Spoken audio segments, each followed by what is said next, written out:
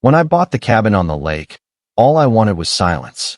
After 22 years of being deployed to every hellhole this side of the equator, silence was worth more than gold. I didn't want crowds. I didn't want HOA meetings about mailbox heights. I didn't want neighbors asking about what I used to do. I just wanted to drink my coffee without incoming fire, literal or metaphorical. The cabin used to belong to my uncle. Vietnam vet. Full-time fisherman. Part-time conspiracy theorist. He passed a few years ago, left the place to me in his will, and I finally decided to cash in my chips, grab a six-pack, and disappear. And for 3 days, that plan actually worked. The place was rough but solid.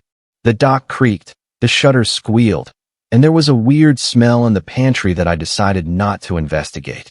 But it was peaceful.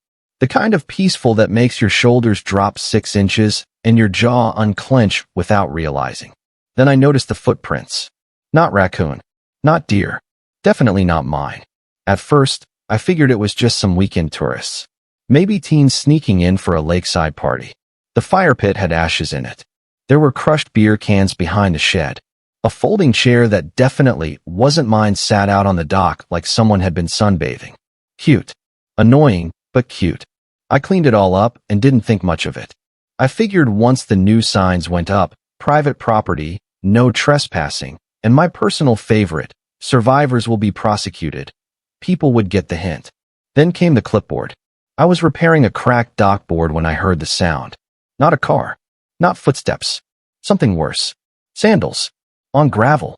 That high-pitched scritch that you only hear when someone wears orthopedic footwear and walks like they own the planet. I looked up and there she was. Blonde bob haircut. Giant sunglasses that screamed, "I write Yelp reviews professionally." And of course, a clipboard. The clipboard had dividers. Color-coded tabs. Possibly enchanted, judging by the way she clutched it like it contained spells of minor harassment. "Hi," she called out, all fake cheer and suppressed superiority. "I'm Marlene. I'm with the HOA. Oh no." I stood up, brushed off my hands, and gave her my best polite but dead inside smile. "Don't think we've met. Jack Caldwell. Just moved in."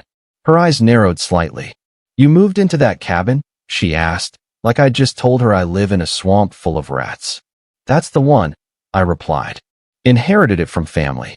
Fixed it up. Planning to stay." She clicked her tongue and made a little note on the clipboard. I resisted the urge to ask if she needed a permission slip to breathe. "Well, just so you know, this area is part of the Lakeview Serenity HOA.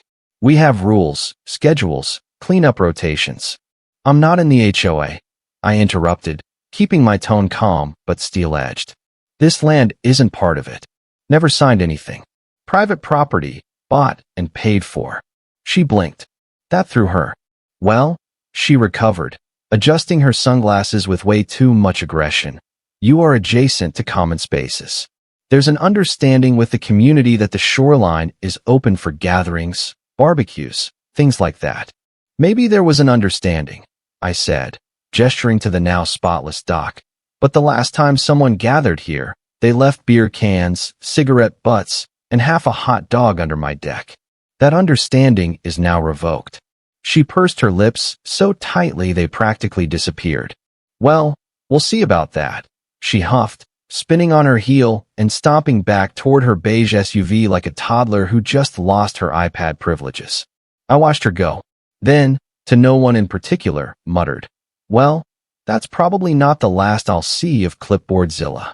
Spoiler, it wasn't. The visits didn't stop. They just evolved. At first, Marlene showed up every few days, always just passing by, always with that cursed clipboard tucked under her arm like it gave her dominion over the land. Each time, the conversation got a little weirder.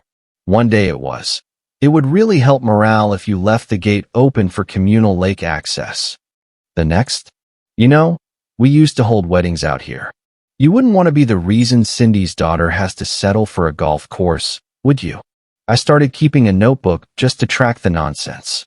I labeled it Karen Surveillance Log, Volume 1. There were bullet points. Attempted guilt-tripping picnics. Suggested donating dock for Sunday baptisms. Offered to list my cabin as a rentable community asset on the HOA site. Declined, obviously. And each time, I told her the same thing. This land is mine. This dock is mine. That lake access? You want it? Go build your own damn pier. I tried being polite. For a while. But Marlene treated boundaries like suggestions. You'd think someone that obsessed with rules would actually respect them. So I escalated. I put up signs. Private property. No trespassing. This means you, Marlene. I even named a raccoon Marlene in her honor. The real Marlene didn't laugh when I told her. Then came the gates, simple metal ones across the two main entry points, locked when I was gone, and just closed when I was home. Just a visible line in the sand, something even Karen Vision couldn't ignore.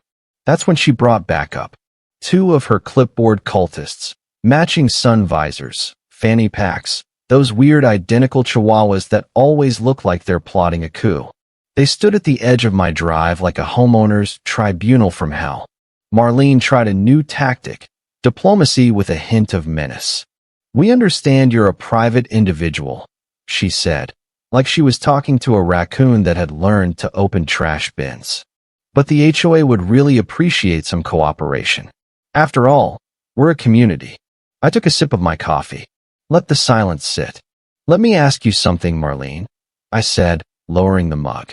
If I walked into your backyard, set up a grill, let my buddies toss beer cans around, then complained when you locked the gate, what would you call that? She blinked. Because I'd call it trespassing, I continued. And I'm pretty sure the sheriff would too. One of the fanny packs muttered something about hostile vibes, and they finally slithered away, but I knew it wasn't over. People like Marlene don't back off. They regroup. And regroup she did. It was a Tuesday when I brought the boat in. Not just any boat. A sleek, silent, fiberglass beauty. Matte black. Fully electric. Custom built with just enough special features to make any tech geek blush. I named it Ghost. It was my retirement toy, built for fishing, solitude, and the occasional sunset whiskey cruise. The moment I backed the trailer down to the water, I could feel eyes watching me. Not metaphorically. Literally. Marlene had binoculars. By the time the boat was moored, she was already waddling down the hill from her SUV, practically vibrating with nosiness. Oh, is that your boat? She asked, pretending like she didn't already have its specs memorized. No, I said flatly. I stole it from Poseidon. She didn't laugh. She did, however, step way too close to it. You know, she started, already stepping into Karen mode. Community visionary. We used to have a pontoon we'd take around for community events. Maybe you'd like to offer boat rides on the weekends. I stared at her. You want me to be a lake Uber for the HOA? Well, when you say it like that. No. She blinked. Again. The woman blinked more than an SOS light. I'm not sure you understand how we do things here, she said. No, Marlene. I understand exactly how you do things. That's why I have locks, cameras, and motion sensors now. That made her twitch. Just a little. You think I'm some kind of criminal? I think you're the reason raccoons seem polite in comparison. She huffed. Again. It's her default exit noise. Spun around, marched back to her car, but not before stealing one last long look at the boat. The kind of look a kid gives the biggest cookie in the jar after you tell them no. And right then, I knew. She was going to try something stupid. So I got to work. The next few days were quiet. Suspiciously quiet. No unexpected footsteps on the gravel. No HOA flyers jammed in my doorframe. No pastel-colored shapes lurking at the edge of the tree line. Which meant only one thing. She was planning something. And that was fine. Let her plan. Because while she was probably printing up fake permits and convincing her HOA book club that I was hoarding public resources, I was fine-tuning my trap. Let's talk about Ghost, my boat. It wasn't just a retirement toy. It was a personal project, the kind of thing you build after spending a lifetime in environments where paranoia wasn't a disorder, it was a skill. This boat had GPS tracking with remote override, an encrypted smart system connected to my phone, a proximity-based lockout feature, And the cherry on top, loop mode, a program that kicked in when the boat was operated without authentication. Once triggered, it would lock all controls and send the boat into a slow, wide figure-8 pattern until manually reset. It's basically the nautical version of tying someone to a Roomba. So yeah, I didn't just suspect Marlene would make a move. I invited her to. Friday morning, I had to drive into town to pick up supplies. 40 minutes, round trip. I left late on purpose.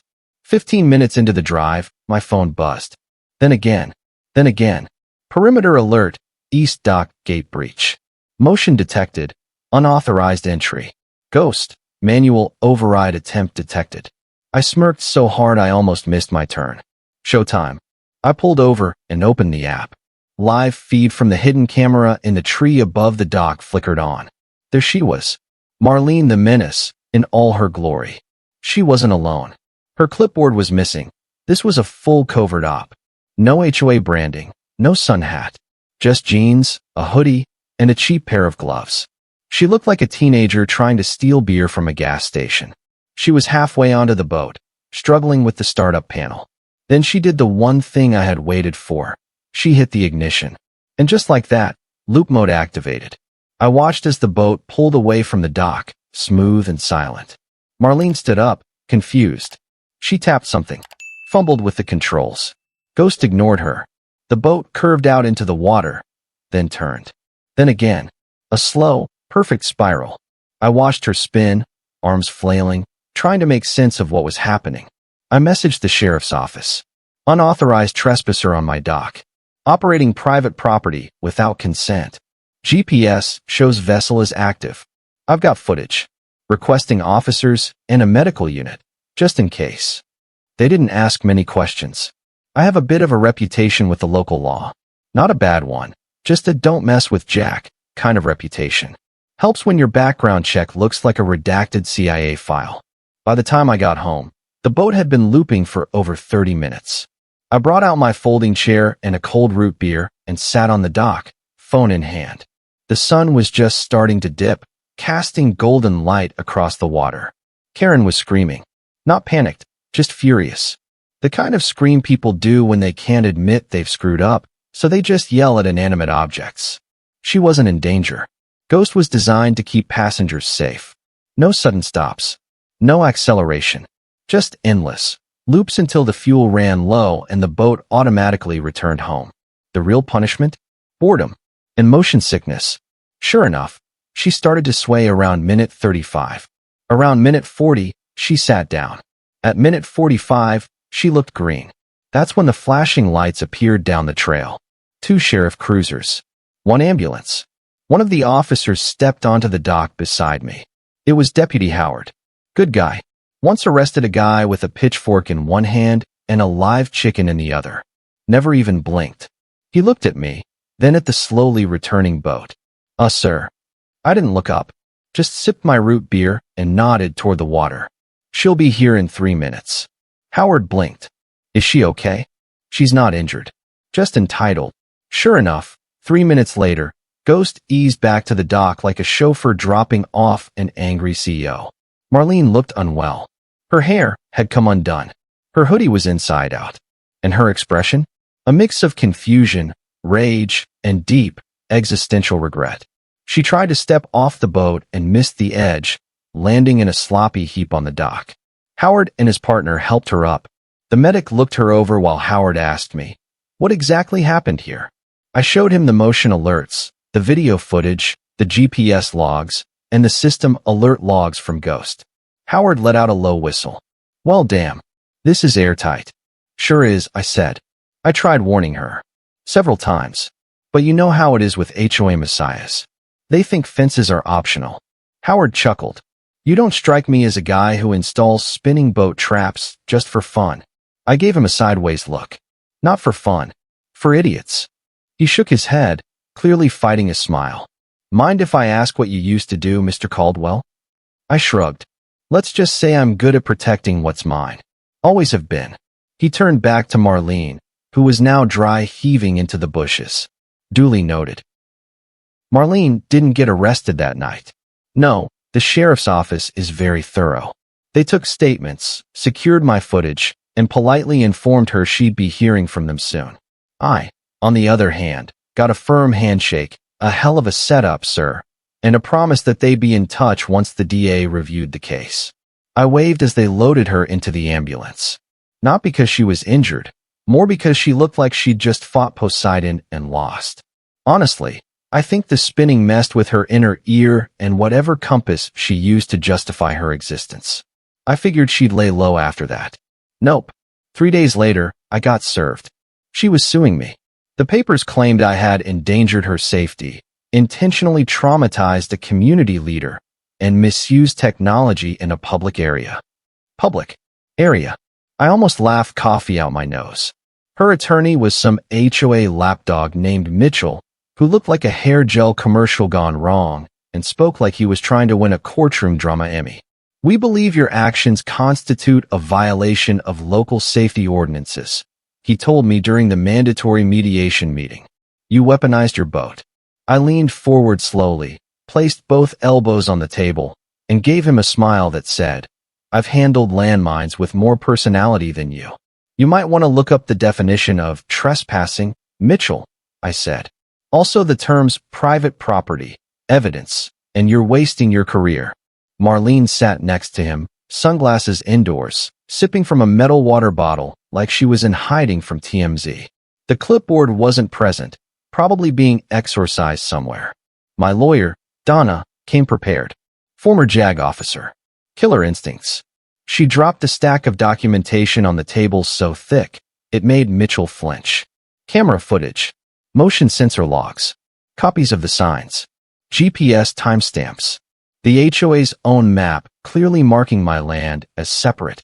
Then she pulled out the cherry on top, a video clip of Marlene saying, just 2 weeks prior, this land isn't technically part of the HOA, but we like to consider it an honorary zone. Donna just raised an eyebrow. Honorary zone, huh? Mitchell stammered. Marlene adjusted her sunglasses. And I just sat there, sipping coffee like it was the most entertaining episode of court TV I'd ever seen. A week later, the case was dismissed with prejudice. But it didn't stop there. Because Marlene made one critical mistake, she dragged her HOA title into the spotlight. An HOA drama spreads faster than a wildfire on a windy day. The HOA board wasn't pleased. Turns out, this wasn't her first community diplomacy incident, or her second, or her fifth. Apparently, she once borrowed a neighbor's lawnmower for the good of the block. Another time, she tried to reassign a handicapped parking spot to her yoga instructor because, quote, wellness is a form of mobility. Within a month of the boat incident, a petition circulated to remove her from the board. It passed. Unanimously. I got a copy in the mail, just for laughs. Stapled to the petition was a note from one of the board members, someone named Cheryl. Dear Mr. Caldwell, while the HOA board does not formally endorse theft or trespassing, we sincerely thank you for doing what none of us had the courage to do. Enjoy your boat. Cheryl, and smiley face in the end. It gets better. After losing her position, Marlene apparently tried to rally her people, that is, the few neighbors who hadn't already blocked her number. She held a town hall in her backyard. 4 people showed up. 3 of them were dogs. The week after that, the for sale sign went up in front of her house. 2 days later, she was gone. I kept her in my camera system for a few more weeks, just to be safe. One of the sensors still registered a faint perfume scent whenever the wind blew just right, probably psychological. But eventually, the system went quiet, and peace finally settled over the lake. No more clipboard drama. No more weird HOA demands. No more entitled speeches about community value. Just me, my cabin, and Ghost, cutting silently through the water while the sun dipped low and the world finally, blissfully, shut up. A month passed. Then another. The world didn't end. The HOA didn't try to rise from the ashes. Marlene didn't come storming back with a new clipboard made of titanium and spite. No, life went back to what I wanted it to be in the first place. Quiet. I fixed up the dock. Upgraded some security wiring. Took Ghost out for sunrise fishing runs and moonlight drifts with a flask of the good stuff. Caught a catfish the size of a corgi once. Let him go. He'd earned it. The cabin started to feel like home, not just a place to hide out or crash. Mine. I even hung up my old team photo in the hallway, right next to the emergency flares and a rack of fishing rods. Felt like I'd finally arrived at whatever peace looks like when you've spent your whole adult life preparing for chaos. That is, until one evening, I heard a scratch. Now, in my line of experience, a scratch can mean a lot of things. Wild animals, intruders, the HOA back from the dead. So I opened the door slowly, hand instinctively brushing the sidearm I don't usually admit I carry even on my own land. And there, on the porch, staring up at me with beady little eyes, was a raccoon. I blinked. He blinked back. Then he knocked over my beer. I sighed. Great. HOA 2.0. I named him Dennis. Dennis visits me every other day now. I think he's less of a pest and more of a freelance inspector. I've caught him sniffing the boat a few times. Maybe he's planning a heist of his own. Maybe he's just wondering how it floats. Either way, I don't mind him. He doesn't have a clipboard. He doesn't file complaints. He doesn't suggest community events. He just shows up, raids my trash, and leaves. And you know what? That's fine by me. People sometimes ask if I'd go back. Not to the military, to society. You know, suburbs, neighborhoods, fences 5 inches too high. Karen patrols with laminated bylaws. I laugh. No, I say. But if they come here again, I've still got surprises left. And it's true. The system is still running. Ghost got a few upgrades. Now she texts me when someone sneezes near her. The gates are smarter. The cameras have facial recognition. I even taught Dennis how to growl at strangers. Because while peace is nice, peace with teeth is better.